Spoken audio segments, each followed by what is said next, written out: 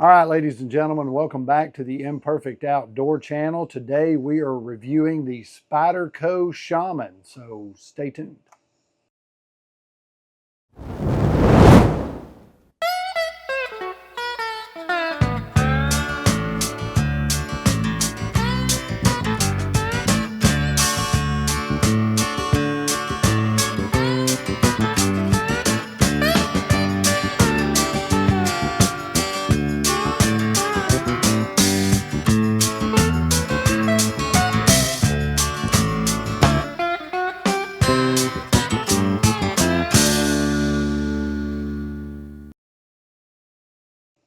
All right, ladies and gentlemen, welcome back. Today we're reviewing the Spyderco Shaman, so let's do a quick unboxing and get right into it.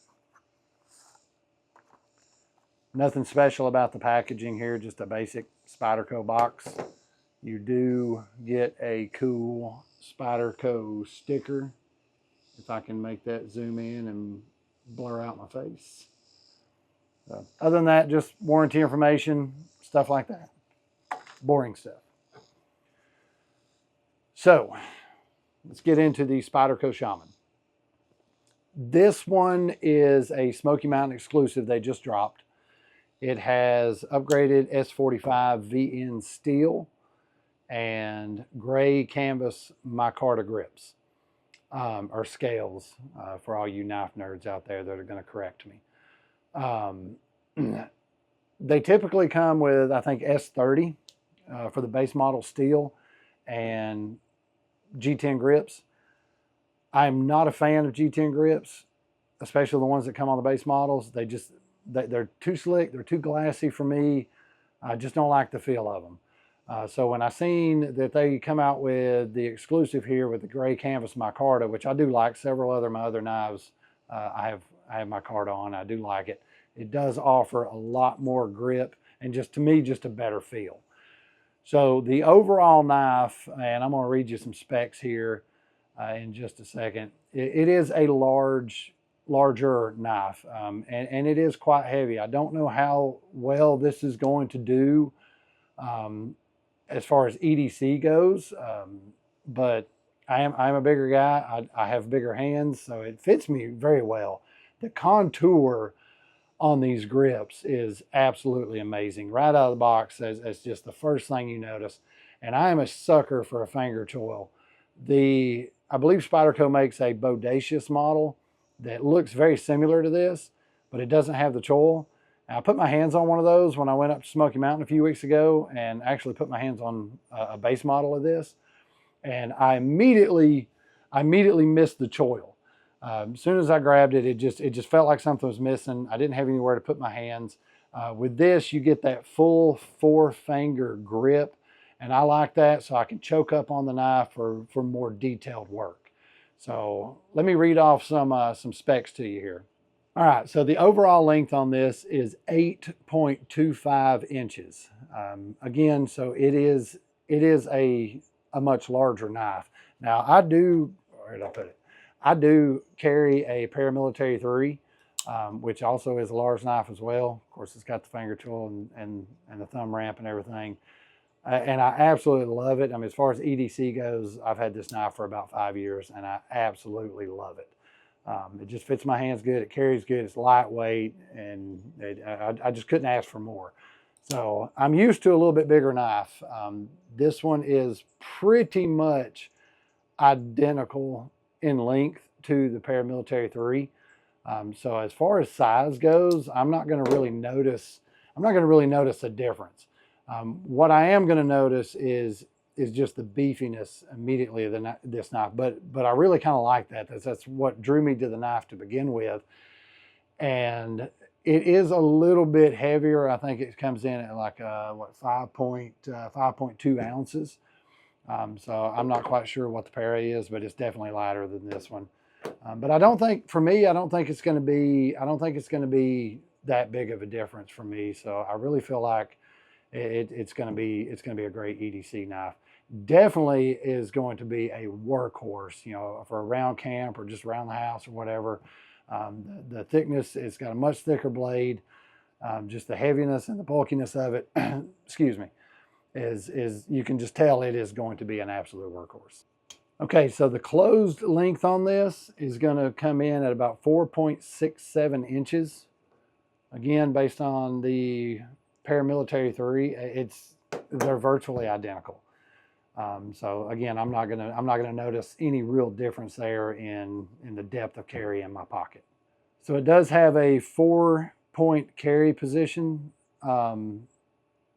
This one actually came mounted exactly where I like mine, but you can mount it tip up or tip down, left hand or right hand side. So this is considered a drop point blade, and the belly on this of the blade is 3.12 inches on the cutting surface. Now again, the base models come with just a basic G10 grip. Personally, I don't like them. They're too slick, and that's what I've had my eye on this knife for quite a while. But I just could not get away from that slick feel on those. I know you can buy scales and replace them and everything, and I was actually most likely going to move into doing that, just buying the knife as a base model and then just upgrading the grips. And they even make some cool compression lock buttons that you can customize these knives as well. But Smoky Mountain Knife Works just dropped this exclusive the other day, so when I seen it, I immediately liked it and I went ahead and picked one up. Okay, and this one is USA made, again with the S45 VN steel. Okay, so this one does have the standard compression lock that most Spydercos have. And I will tell you, if you're not a Spyderco owner, that becomes so addictive. You will find yourself constantly fidgeting with this thing. And the more you do it, the more it gets broke in anyway. So it's not like you're hurting the knife, you're actually helping it. But you will find yourself sitting on a couch, sitting there doing this for however long until someone either tells you to stop or leave the room. Now let's talk about price. Just like any quality knife, USA made knife that's going to last you a long time if you take care of it with a good warranty and from a reputable company, it's an investment. The knife isn't cheap. So the base model is going to run you about $250. This one, I honestly, for most sprint runs, I mean, you start getting up into different customizations, they can really get pricey on this knife. The customizations on this one, the exclusive from Smoky Mountain Knife Works, only jacked the price up $50. Excuse me, been losing my voice for a couple days. It only jacked the price up $50. So this one, after taxes and shipping or actually it's free shipping, but after taxes was $299. So just under 300 bucks. But again, for quality, for American made quality, for the Spyderco brand, the upgrade of my Micarta handles, it's worth it to me. If you've watched any of my other knife reviews, I am a buy once, cry once person. I would much rather just spend the money one time, get something high quality, and take care of it, and know that it's going to take care of me, and know that it's a reputable company, and that the warranty is going to take care of me as well, should anything go wrong with it. Okay, so should you pick up a Spyderco Shaman? I'm going to give you my honest opinion on this. And I will go ahead and say this. This is not a paid advertisement. I purchased this knife with my own money. No discounts or anything like that. I purchased it because I like it. I like Spyderco. I like knives.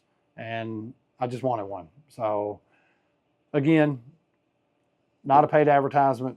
Purchased this with my own money. And here is my honest review on this one. Okay. So it is a bigger knife.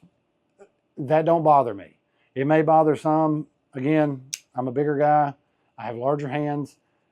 The fit, the feel, the weight, it does not bother me at all. I don't think it's going to bother me to EDC this knife.